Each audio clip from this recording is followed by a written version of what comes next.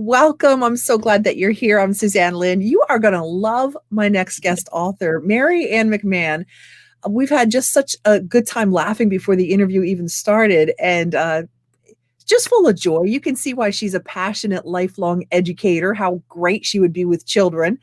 She's authored lots of stories to spark imagination and stimulate creativity and really enhance knowledge to her students. That's what her love and her passion is all about.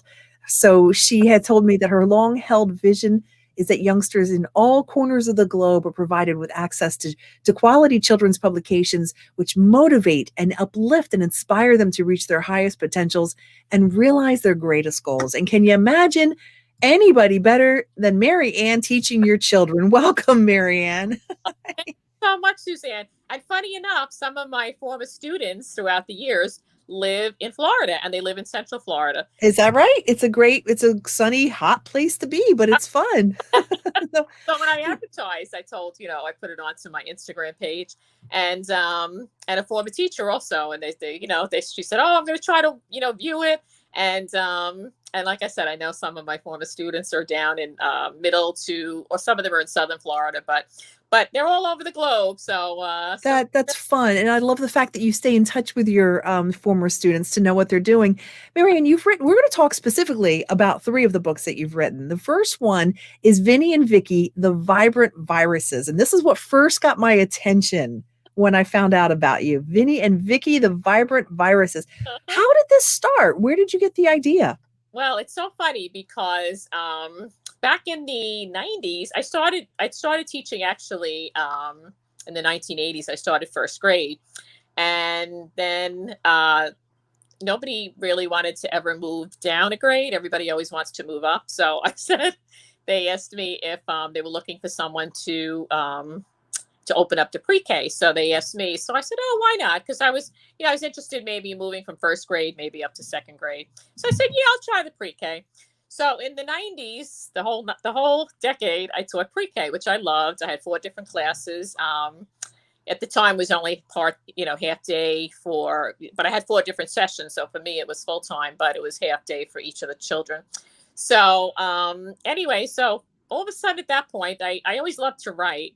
And so I started to write children's stories, and throughout the 90s, and that was a time that was really before they had, self-publishing. So I had sent them out, to a few companies, but you had to wait months at a time, and you only send them, not simultaneous submissions. But Vinnie and Vicki actually, and one of my other stories, Tooty the Tenderhearted Tooth, had gone on to the second level with the publisher.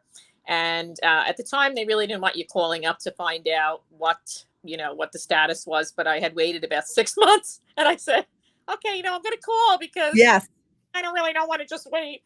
And then they had sent it back, so I don't know. So then I just kind of let them go, and I said, I'll just, I got busy. I'll tell you. What is the book about? What is the premise of it? Oh, okay. So anyway, Vinnie and Vicki, The Vibrant Viruses is about 2 lively viruses who they come from a town called Wheezy View, and they decided to have some adventures. So they went to an elementary school, and I also threw in some facts.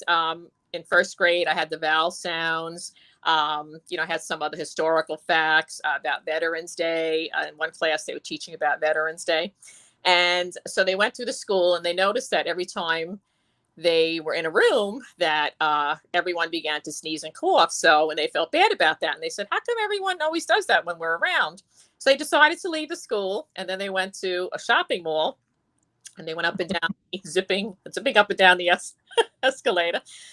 And then they went to an ice cream store on the second floor, and there was a woman in there with her child, and they began sneezing and coughing, and they said, "Oh."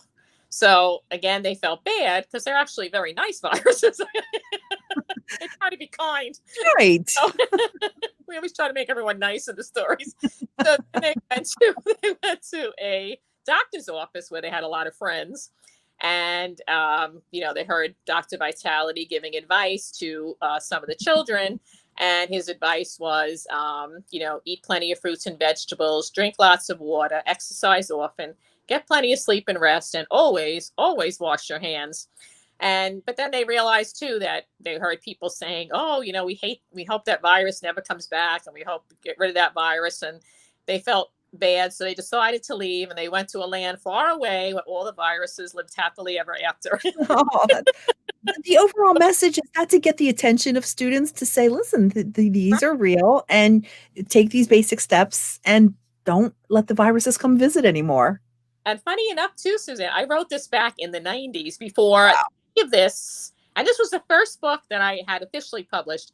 So when I ended up back in, I guess now it's been like 4 years ago. One of my friends said, "Oh, why don't you get your books out, man?" I was like, "Oh," and I didn't have an illustrator, but I spoke to one of the teachers that used to teach art actually she still teaches art. I went to a different school at that point.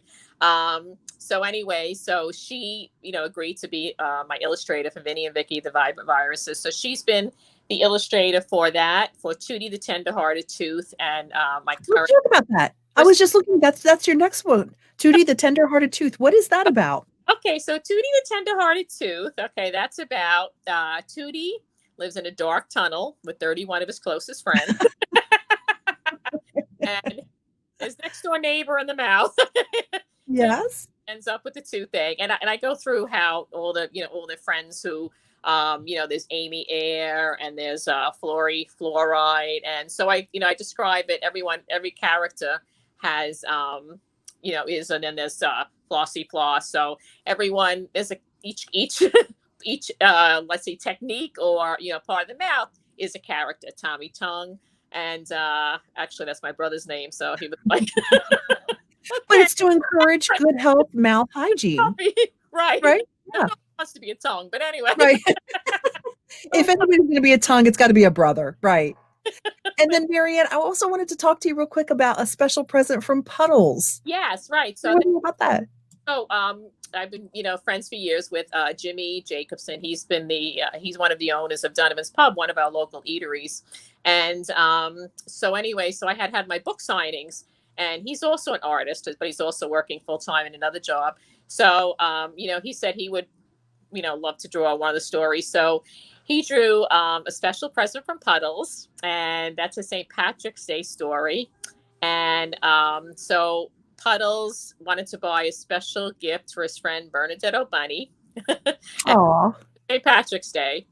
And so he was, he went to the library, went, to the paw print library, to the bookstore, and he ended up purchasing a little book of limericks. And all of a sudden, when he was walking, it started to rain. It dropped into the mud. So he felt terrible because now his gift was ruined. What was he going to do?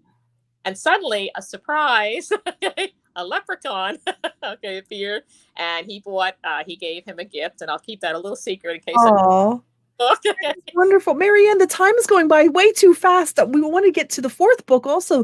The Little Leftovers Have a Magical Christmas. That's coming out soon, right? Okay. And also, I just want to mention the name of my illustrator, who is Agatha Alswetska. She's the illustrator for the other 3 books. So that is nice. About little leftovers. They are left in the store on Christmas Eve, and they feel terrible. And Mr. Sell says to them, "Oh, don't worry. I'm sure you'll be sold on, the day after Christmas when there's a super sale."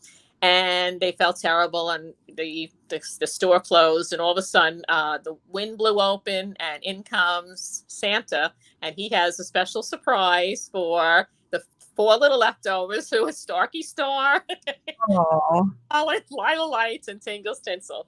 So it's really exciting. And I'm sorry. Where are the books available? Because we're just out of time. Oh my goodness. Okay, so they are on Amazon, and the Christmas book is not quite out yet, but it will be out shortly.